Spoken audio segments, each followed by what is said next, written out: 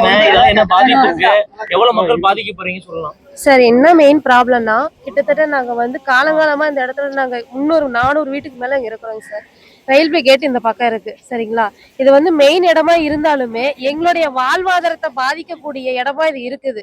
ஏன்னு பாத்தீங்கன்னா இப்ப எல்லாருமே வராங்க போறாங்க இல்லைங்க சார். இந்த ரயில்வே கேட் பாத்தீங்கன்னா பாதி ஊர் சென்ட்ரல்ல இருக்குங்க சார். அதுவே நாங்க வந்து அக்செப்ட் பண்ணிக்கிட்டோம். ஏன் அப்படின்னா சரி இது வந்து மெயினான இடமா போகுதே வருதே, சரி யாருக்கும் எந்த உடையவும் கொடுக்க வேண்டாம் அப்படின்னு தாங்க சார் இருந்தோம். இப்ப பாத்தீங்கன்னா பாலம் போடுறாங்க சார். இப்ப பாலம் போட்டா இந்த பாத்தீங்கன்னா பாதி ஊரே போயிருங்க சார். கிட்டத்தட்ட பாதி ஊர் போயிருச்சுங்க சார். பாதி ஊரே போயிருங்க சார். இப்ப எங்களுடைய வாழ்வாதாரம் ரொம்ப பாதிக்கப்படுதுங்க சார்.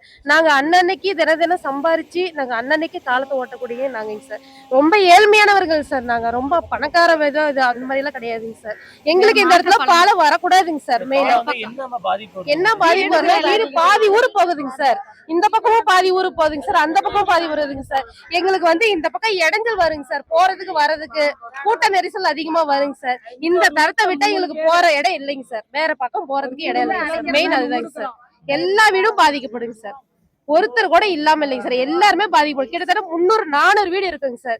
எல்லாம் சிறு சிறு பிள்ளைங்க முதல் கொண்டு பெரியவர்கள் எல்லாருமே இருக்காங்க சார். பெரியவர் முதல் கொண்டு இந்த பக்கம் போறதுக்கு எங்கங்க சார் நாங்க போவோம்? இந்த தடத்தை இப்ப அடைச்சிட்டீங்கன்னா பாலம் போட்டீங்கன்னா இப்ப மெயினான இடம் நாங்க எங்கங்க சார் போவோம்? இப்ப நாங்க சுத்தி போறது இருந்தா அந்த பக்கம் சுத்தி போக முடியுமாங்க சார்? போக முடியாதுங்க சார். கிட்டத்தட்ட 1 கிலோமீட்டர் 2 கிலோமீட்டர் மேலேயே இருக்குங்க சார்.